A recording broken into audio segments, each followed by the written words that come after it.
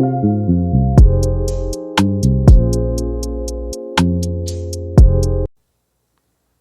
was talking to this brother a few days ago at work, and I was telling him that 2025 is going to be a bad year. We was going into the whole Trump thing and his aggressive behavior financially and how to take advantage of that. And, as far as getting what you can from the system and being smart. Eventually there's going to be a major crash, but I was telling him that even though we discuss certain financial issues and issues in regards to migration, that 2025, in my opinion, is going to be a very bad year. Even though Trump claims to run the country or like a business, or it's evident he's trying to run it like a business, it doesn't matter. It doesn't matter, because I see two things. One, that the Democrats are going to make things really rough and difficult for him. They're going to keep stonewalling him and make things very difficult for him for the next 4 years. That's one. And two, the tariffs. The tariffs are going to affect America too.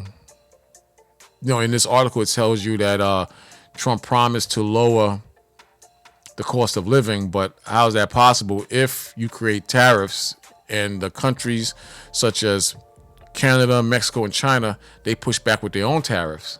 So that's going to make things very, very difficult and expensive. So I believe that in 2025, this is going to be a bad year. Even though they got this guy in office, he made some promises, and some of them, most of them, it seems like he's executing on. He's fulfilling a lot of what he promised on, and a lot of them are for the so-called benefits and progress of America financially.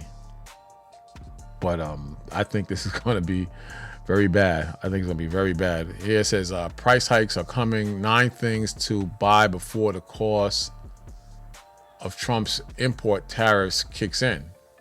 See, so they're pushing back too. So they're expecting inflation, possibly worse than what we experienced during the Biden administration. President Donald Trump signed an order to impose stiff tariffs on imports from Mexico, Canada, and China on Saturday night. See? I think 25% tariffs on Mexico, Canada, and 10 on China. I'm not sure. I could be wrong on that. The Republican president posted on social media that tariffs were necessary to protect Americans, pressing the 3 nations to do more to curb the manufacture and export of illicit fentanyl. That's directed at China, I believe. And for Canada and Mexico to reduce illegal immigration into the U.S. Tariffs, if sustained, could cause inflation to significantly threaten the trust that many voters placed in Trump to lower the prices of groceries, gasoline, housing, auto, and other goods he promised. He promised, but you can't always keep a promise in politics. You can't always keep a promise when it comes to politics. Let's see what this guy's saying. It should be interesting within itself. Bring that down. Tonight, I am announcing Canada will be responding to the U.S. trade action with 25% tariffs against $155 billion. See that money?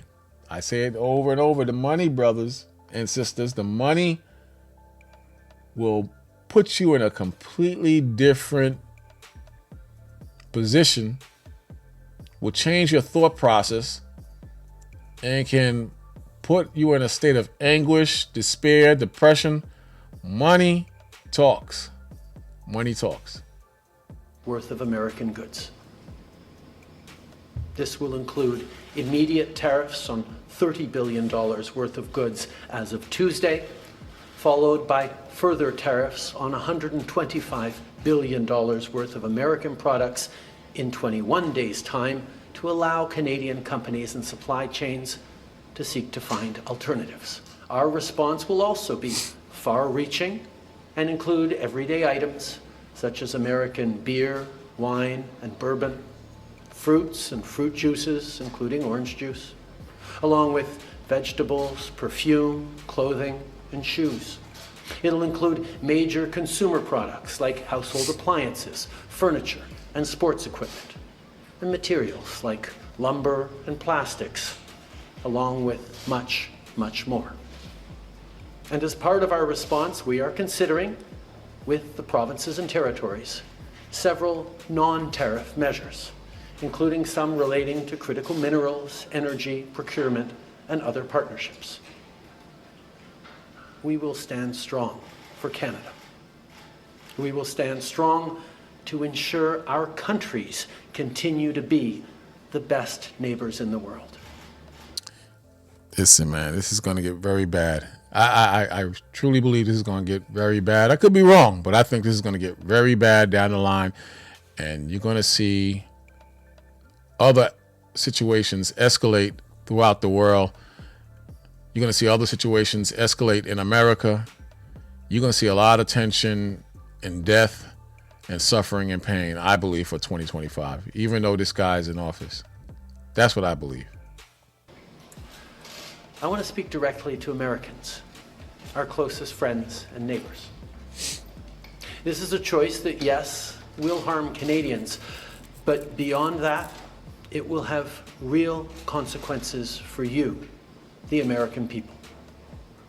As I have consistently said, tariffs against Canada will put your jobs at risk, potentially shutting down American auto assembly plants and other manufacturing facilities. They will raise costs for you, including food at the grocery stores and gas at the pump. They will impede your access to an affordable supply of vital goods crucial for U.S. security. There you go. There you go. So where are we heading? That's what we got to question. Where are we heading? I think we're heading straight to hell. That's what I believe. I believe we're heading straight to hell, and it's just a matter of time before the pressure is on. And we're definitely heading in that direction. But, consider what's happening in the world. I mean, I stress it all the time. Be not ignorant in anything small or great. You should be well-versed in Scripture. You should be well informed in regards of what's happening in the world. You shouldn't be in a state of a Negro anymore. You should be a built up in spirit Israelite man and woman, and you should know your scriptures and you should know what's happening in the world. This is not a time to regress back into Negrodom. This is not that time. This is a time to be the true kings and queens that the Lord created you to be on this earth, or royal people. Everybody can't be a king and a queen, but a royal spirited people.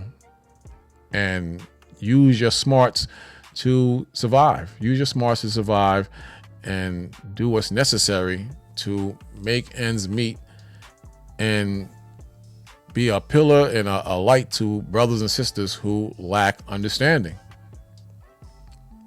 Be of that.